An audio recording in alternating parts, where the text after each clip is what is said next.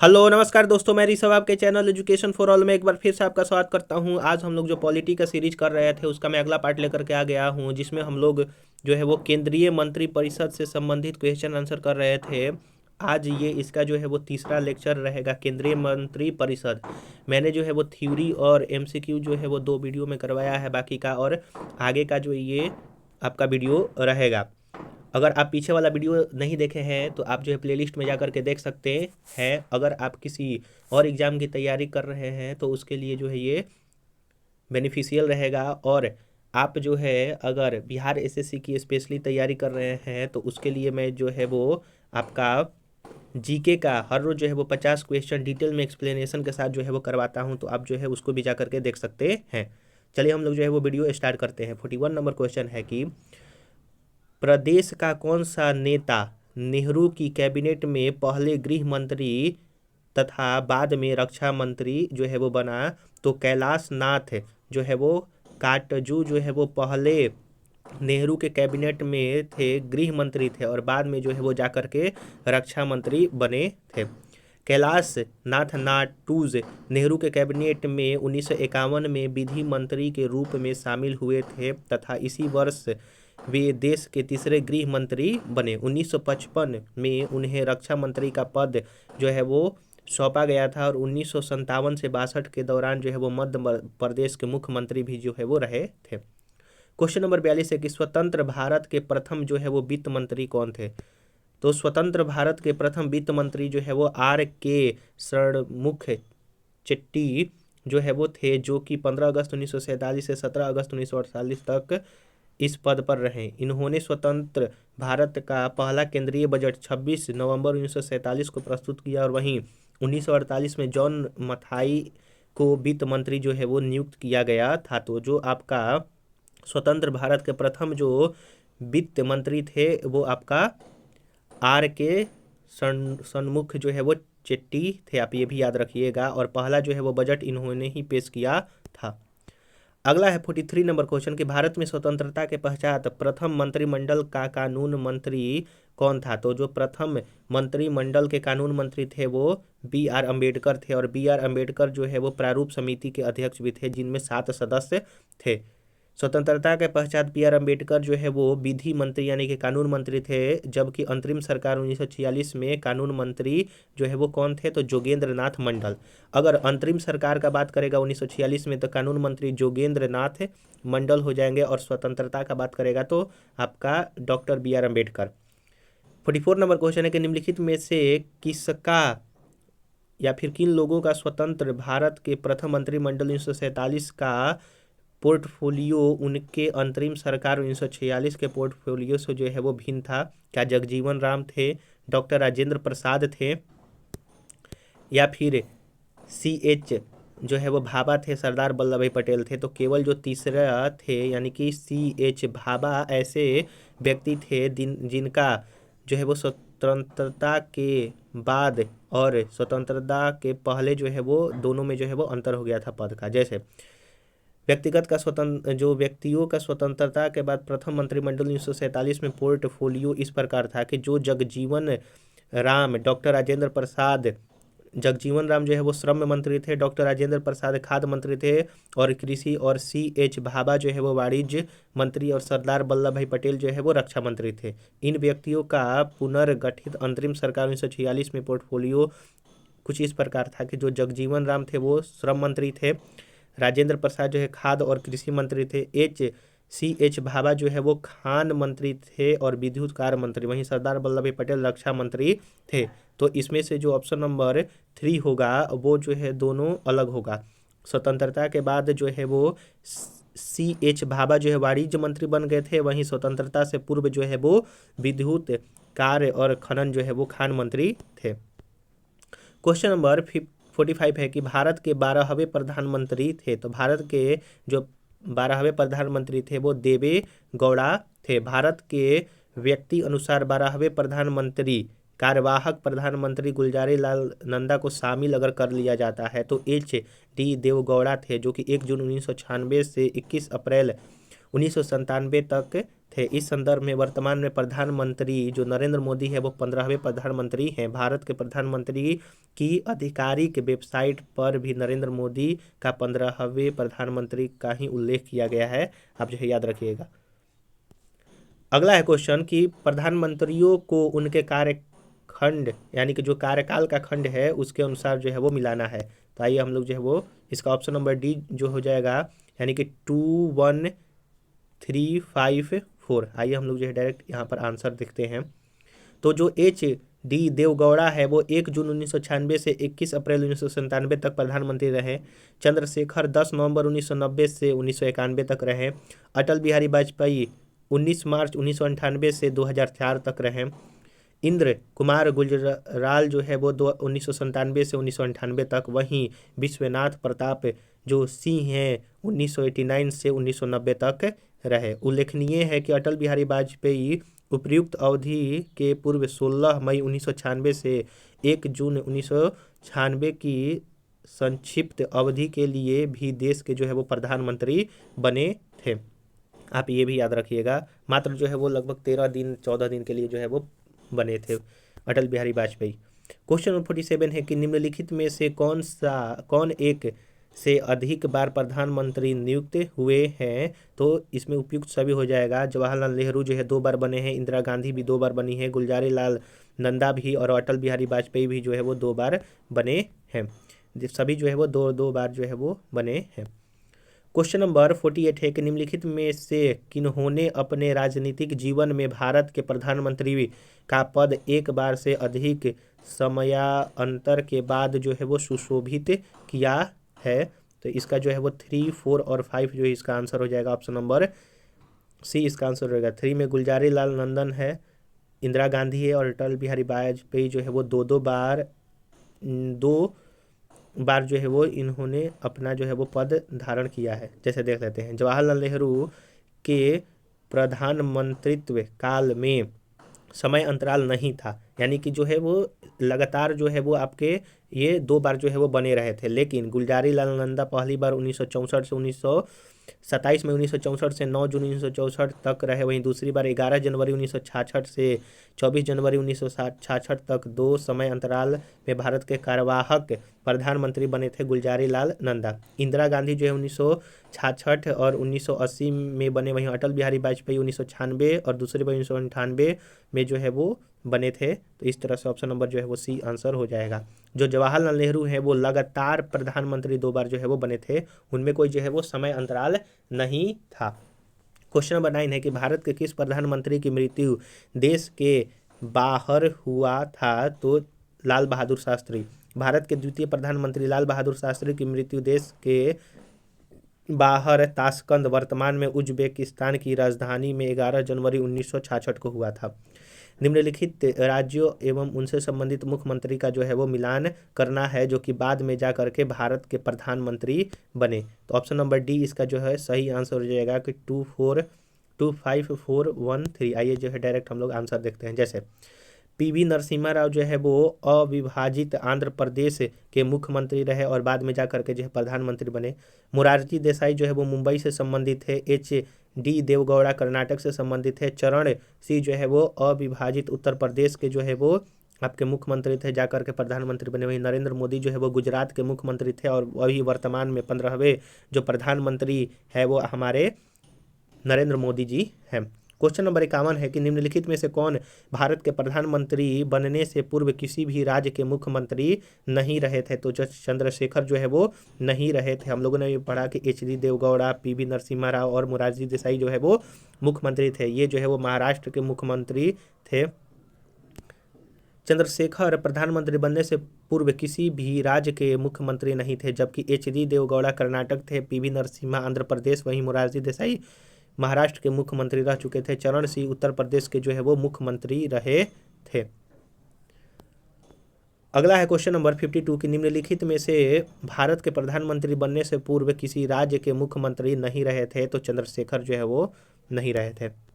53 number question है कि निम्नलिखित में से कौन अपने प्रधानमंत्री मंत्रित्व काल में लोकसभा के सदस्य थे। तो जब प्रधानमंत्रित्व काल थे वो लोकसभा के सदस्य निम्नलिखित में से कौन से थे? तो चंद्रशेखर थे। जैसे देखिए व्याख्या कर रहा है कि देवगौड़ा, आई के गुजराल एवं डॉक्टर मनमोहन सिंह अपने प्रधान मंत्रित्व काल में लोकसभा के सदस्य जो है नहीं थे, बल्कि यह राज्यसभा के सदस्य थे।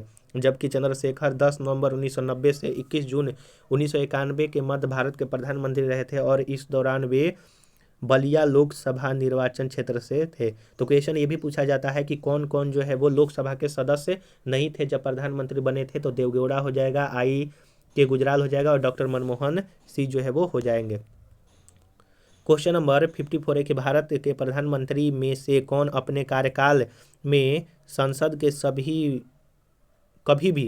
कभी भी जो है वो उपस्थित नहीं रहे थे? तो चौधरी चरण सिंह जो है वो ऐसे प्रधानमंत्री थे जो कि अपने कार्यकाल में कभी भी संसद में जो है वो उपस्थित नहीं रहे थे, जो कि 28 जुलाई 1979 से 14 जनवरी 1980 तक भारत के प्रधानमंत्री रहे थे। उनके पूरे कार्यकाल के दौरान लोकसभा की बैठक नहीं हुई थी। लोकसभा की निर्धारित बैठक से एक दिन पूर्व ही कांग्रेस द्वारा समर्थन वापस के कारण चौधरी चरण सिंह को प्रधानमंत्री पद से इस्तीफा देना जो है वो पड़ा।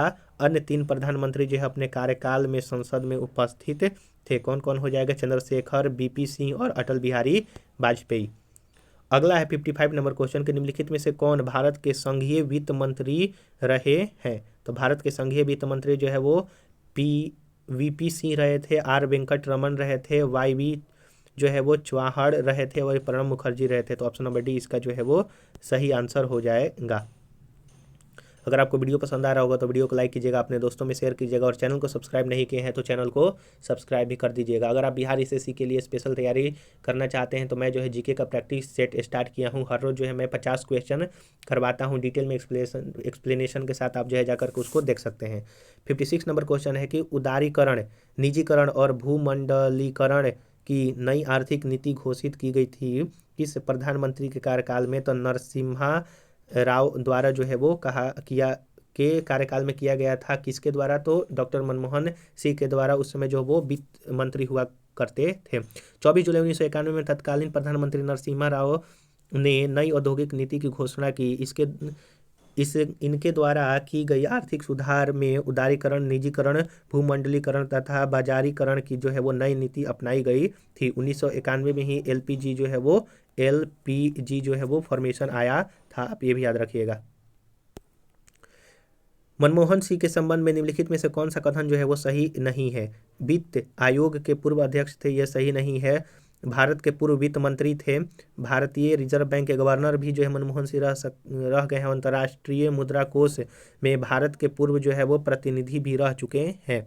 प्रधानमंत्री डॉक्टर मनमोहन सिंह जो है भारत के वित्त मंत्री, योजना आयोग के उपाध्यक्ष, रिजर्व बैंक के पूर्व गवर्नर, अंतर्राष्ट्रीय मुद्रा कोष में भारत के पूर्व प्रतिनिधि रह चुके हैं, परंतु वे वित्त आयोग के अध्यक्ष जो है वो कभी नहीं रहे थे। जो हमारे मनमोहन सिंह हैं उनका कार्यकाल जो प्रधानमंत्री का तो वो लगातार 10 वर्ष 2000 जो है वो 4 से 14 तक जो है वो था। अभी फिलहाल जो है वो हमारे प्रधानमंत्री नरेंद्र मोदी जो है वो मोदी जी जो है वो लगातार 10 साल से अभी है। क्वेश्चन नंबर 58 है कि प्रधानमंत्री मनमोहन सिंह है, तो प्रधानमंत्री मनमोहन सिंह जो है वो असम से राज्यसभा के सदस्य है। डॉक्टर मनमोहन सिंह जो है वर्ष 2004 से 2014 तक प्रधानमंत्री पद पर है। वे असम राज्य से सर्वप्रथम 1991 में राज्यसभा के सदस्य जो है वो चुने गए थे। इसके पश्चात वे लगातार असम से ही 1996, 2001, 2007 तथा 2013 में राज्यसभा के सदस्य बने रहे। वर्तमान में 2019 में वे राजस्थान से जो है वो सदस्य हैं। अभी फिलहाल वर्तमान 2023 में जो है वो 2023-24 में जो है इन्होंने जो है वो एक तरह से बोल सकते हैं कि अपना त्यागपत्र देना या फिर रिटायरमेंट ले लिया है।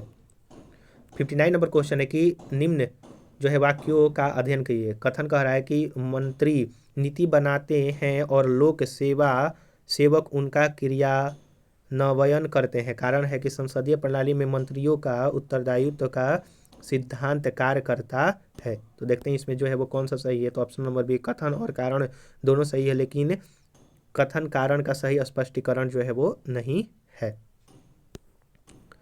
कथन और कारण दोनों सही है, लेकिन मंत्रियों के उत्तरदायित्व के कारण अधिकारी अनामता के सिद्धांत से संरक्षित रहते हैं और अधिकारियों के द्वारा किए गए कार्यान्वयन की जिम्मेदारी अंतिम रूप से जो है वो मंत्री की होती है।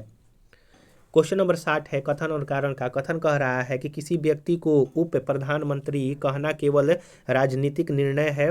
कारण कह रहा है कि वह उसे प्रधानमंत्री का कोई जो है वो अधिकार प्रदान नहीं करता है। तो ऑप्शन नंबर बी इसका सही हो जाएगा कि ए और आर दोनों सही है, लेकिन आर ए की सही स्पष्टीकरण नहीं कर रहा है। यानी कि किसी व्यक्ति को उप प्रधानमंत्री कहना केवल राजनीतिक निर्णय है, और कारण भी सही है कि वह उसे प्रधानमंत्री का कोई अधिकार प्रदान नहीं करता है।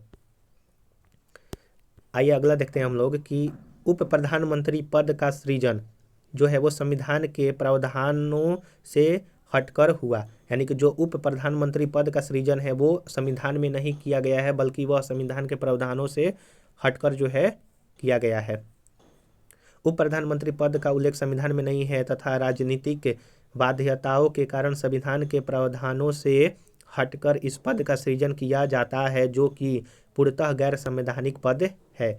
तो उप प्रधानमंत्री जो है वो कैसा जो है वो पद है, तो वह एक गैर संवैधानिक पद है, आप ये भी याद रखिएगा। 62 नंबर क्वेश्चन है कि निम्नलिखित कथनों पर विचार करें। भारतीय संघ की कार्यपालिका शक्ति प्रधानमंत्री में निहित होती है।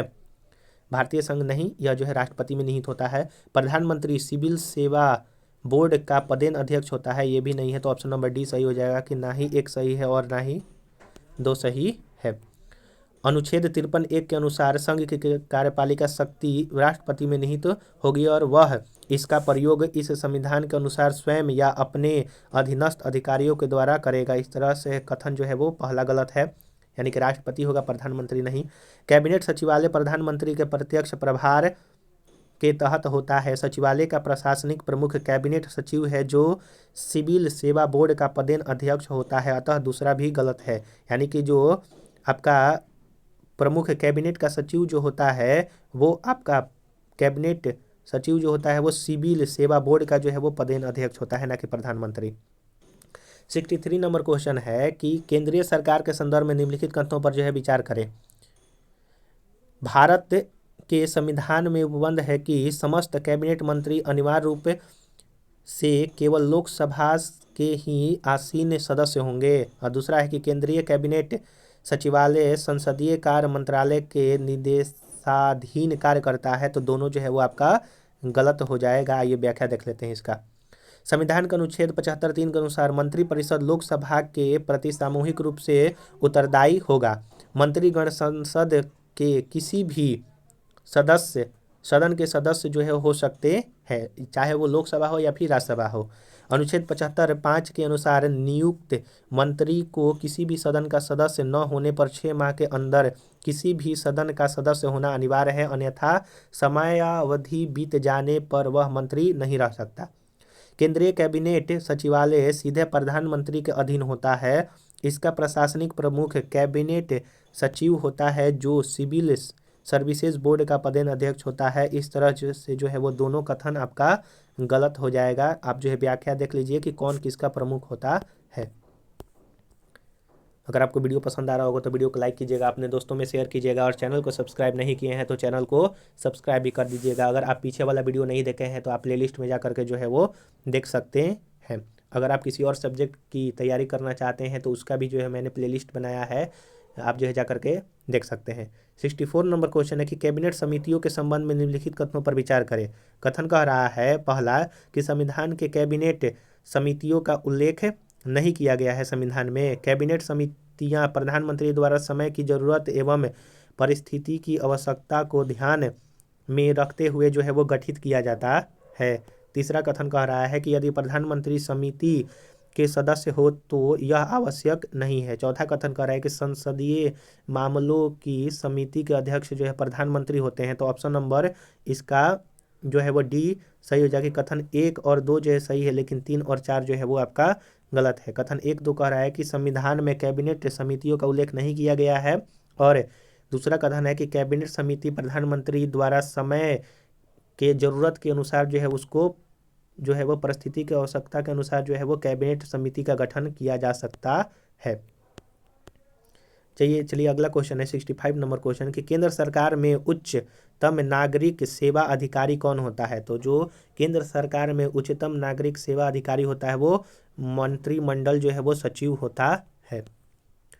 अगला है क्वेश्चन नंबर 66 है कि निम्नलिखित संविधान संशोधनों में से कौन सा एक बताता है कि मंत्रिमंडल में कुल मंत्रियों की संख्या प्रधानमंत्री को सम्मिलित करते हुए लोकसभा के सदस्यों की कुल संख्या के जो है वो 15% से जो है वो अधिक नहीं होगा। तो इसका ऑप्शन नंबर जो है वो आपका बी नंबर सही हो जाएगा कि 91वां संविधान संशोधन 2003 के द्वारा अनुच्छेद 75 में खंड 1 का जोड़कर यह प्रावधान किया गया कि मंत्री परिषद में प्रधानमंत्री सहित मंत्रियों का कुल संख्या लोकसभा के कुल सदस्यों के 15% से अधिक नहीं होगा। आप ये भी याद रखिएगा कि कौन से संसद का कौन सा सदन में, तो लोकसभा के 15% से ज़्यादा नहीं होगा। 91वां संविधान संशोधन 2003 के तहत यह किया गया था। 67 नंबर क्वेश्चन है कि निम्नलिखित में से कौन सा संवैधानिक संशोधन अधिनियम मंत्रिपरिषद की संख्या लोकसभा के कुल सदस्यों संख्या के 15% की सीमा का निर्धारित करता है। तो 91वां संविधान संशोधन 2003। 66 नंबर क्वेश्चन है कि केंद्र सरकार के संदर्भ में निम्नलिखित कथनों पर विचार कीजिए। 15 अगस्त 1947 को केंद्र में मंत्रालयों की संख्या 18 थी और वर्तमान में जो है यह आपका 36 हो गया है। तो इसमें जो है वो कौन सा सही है, तो केवल एक जो है वो सही है। 15 अगस्त 1947 को केंद्र में मंत्रालयों की संख्या 18 थी, लेकिन वर्तमान में जो है यह 36 नहीं 51 हो गया है। क्वेश्चन नंबर 69 है कि निम्नलिखित में से कौन सा आधिकारिक दस्तावेज भारत से संबंधित है। तो जो आपका आधिकारिक दस्तावेज है भारत का वो श्वेत पत्र कहलाता है। भारत में सरकार द्वारा अथवा उसके किसी मंत्रालय द्वारा किसी विषय पर विस्तृत एवं आधिकारिक विवरण श्वेत पत्र यानी कि व्हाइट पेपर के रूप में जो है जारी किया जाता है। क्वेश्चन नंबर 70 है कि संघीय मंत्रिमंडल का पुनर्गठन किसकी रिपोर्ट पर आधारित था। तो जो आपका संघीय मंत्रिमंडल है उसका पुनर्गठन जो है वो गोपाल स्वामी अयंगर के रिपोर्ट पर आधारित था, जो कि वर्ष 1949 में प्रस्तुत जो है वो किया गया था। इस रिपोर्ट में जो है वो रीऑर्गेनाइजेशन ऑफ गवर्नमेंट मशीनरीज में अनुशंसा की थी कि bureau of natural resources and agriculture, bureau of industries and commerce, bureau of जो है वो ट्रांसपोर्ट्स एवं कम्युनिकेशन तथा ब्यूरो ऑफ लेबर एवं सोशल सर्विस के रूप में आर्थिक और सामाजिक सेवाओं के लिए उत्तरदायी मंत्रालय के नए समूह की स्थापना की जानी चाहिए। तो यहाँ पर जो आपका संघीय मंत्रिमंडल का पुनर्गठन जो है गोपाल स्वामी अयंगर वर्ष 1949 के रिपोर्ट पर आधारित हुआ था, यानी कि पुनर्गठन हुआ था। निम्नलिखित कथनों पर मंत्रिमंडल सचिव के बारे में जो है वो बतलाना है। तो पहला कह रहा है कि मंत्रिमंडल बैठक के लिए कार्य सूची तैयार जो है वो करना, मंत्रिमंडल समिति के लिए सचिवालय जो है वो सहायता करना। अगला है मंत्रालयों को वित्तीय संसाधनों का आवंटन करना। तो निम्नलिखित में से कौन सा जो है सही है, तो 1 और 2 जो है आपका सही है। ये जो है व्याख्या हम लोग देख लेते हैं। भारत सरकार यानी कि कार्य आवंटन नियम 1961 में मंत्रिमंडल सचिवालय को नियमों की प्रथम अनुसूची में स्थान दिया गया है। इस सचिवालय को आवंटित विषय 1 में मंत्रिमंडल तथा मंत्रिमंडलीय समितियों को सचिवीय सहायता और दूसरा कार्य के नियम से संबंधित बतलाया गया है। मंत्रिमंडल सचिवालय को मंत्रिमंडल सचिवालय द्वारा मंत्रिमंडल और मंत्रिमंडलीय समितियों को उपबंध कराई जाने वाली सचिवीय सहायता में जो है वो शामिल है। प्रधानमंत्री के आदेश पर मंत्रिमंडल की बैठक के जो है वो आयोजन करना, यह जो है आपका मंत्रिमंडलीय सचिवालय का काम है। दूसरा है कि मंत्रिमंडलीय बैठक के लिए कार्यसूची एजेंडा तैयार और वितरित करना, ये भी काम है। तीसरा है कि कार्यसूची से संबंधित दस्तावेज का वितरण करना, किए गए विचार विमर्श का रिकॉर्ड तैयार करना, प्रधानमंत्री की अनुमति प्राप्त होने के बाद रिकॉर्ड का वितरण करना और मंत्रिमंडल द्वारा लिए गए निर्णयों के क्रियान्वयन की जो है वो निगरानी करना। क्वेश्चन नंबर 72 है कि council of scientific and industrial research का अध्यक्ष कौन होता है? तो भारत के प्रधानमंत्री जो है वो होते हैं। वैज्ञानिक एवं औद्योगिक अनुसंधान परिषद council of scientific and industrial research के पदेन अध्यक्ष भारत के प्रधानमंत्री होते हैं, जबकि केंद्रीय विज्ञान एवं प्रौद्योगिकी मंत्री इसके पदेन उपाध्यक्ष होते हैं।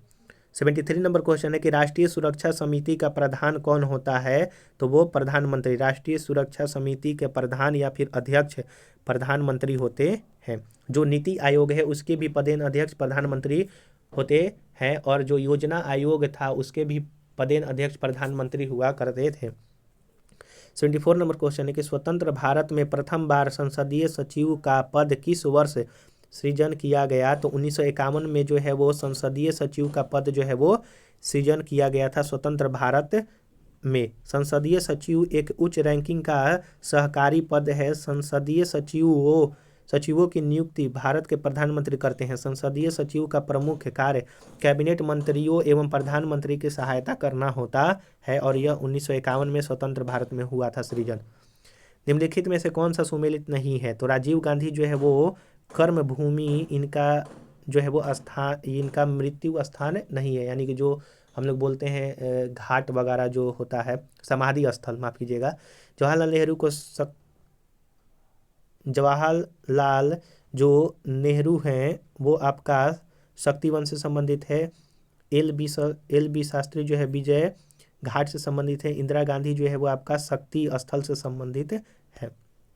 राजीव गांधी की समाधि स्थल वीर भूमि है, न कि कर्म भूमि है, यानी कि कर्म भूमि नहीं है। कर्म भूमि जो है वो समाधि स्थल भारत के पूर्व राष्ट्रपति शंकर दयाल शर्मा की है। बाकी और सारे जो है वो संबंध मिलते जुलते हैं, यानी कि सभी का मिलान जो है वो सही है। 76 नंबर क्वेश्चन है कि जय जवान जय किसान नारा जो है किसने दिया था? तो लाल बहादुर शास्त्री, जो कि दूसरे प्रधानमंत्री थे। वर्ष 1964 से 66 तक भारत पाक के युद्ध के समय जो है 1965 में जो है वो यहीं थे, और उसी समय जो है वो जब भारत पाक युद्ध हो रहा था उसी समय जय जवान और जय किसान का जो है वो नारा दिया गया था। अगला जो हम लोगों का टॉपिक रहेगा वो महान्यायवादी, महाधिवक्ता और नियंत्रक महालेखा परीक्षक का होगा। हम लोगों ने यहाँ पर केंद्रीय मंत्री जो मंडल होता है, परिषद होता है, उससे हम लोग 76 क्वेश्चन और थ्योरी जो है वो हम लोगों ने कंप्लीट कर दिया 3 वीडियो में। तो अगर आपने पीछे का दूसरा 2 वीडियो नहीं देखा है तो उसका मैं डिस्क्रिप्शन में प्लेलिस्ट का लिंक दे दूंगा, आप जो है जा करके देख लीजिएगा। ऐसे जो है मैं पॉलिटी का जो है वो थ्योरी चैप्टर वाइज जो है वो कंप्लीट करवा रहा हूँ, जिसमें ये लगभग 46 नंबर का वीडियो होगा। तो अगर आप पीछे वाला भी नहीं देखे हैं तो अगर आप किसी भी एग्ज़ाम की तैयारी कर रहे हैं तो उसके लिए ये बेनिफिशियल होगा, क्योंकि सारे के सारे जो है वो आपके अलग अलग एग्ज़ाम में पूछा गया है। अगर आप बिहार एसएससी की तैयारी कर रहे हैं तो उसके लिए मैं जीके का प्रैक्टिस सेट स्टार्ट किया हूँ, आप जो है जा करके देख सकते हैं। अगर आपको ये वीडियो पसंद आया होगा तो वीडियो को लाइक कीजिएगा, अपने दोस्तों में शेयर कीजिएगा, और चैनल को सब्सक्राइब नहीं किए हैं तो चैनल को सब्सक्राइब भी कर दिया कीजिएगा। चलिए हम लोग जो है अगले वीडियो में मिलेंगे, तब तक के लिए नमस्कार।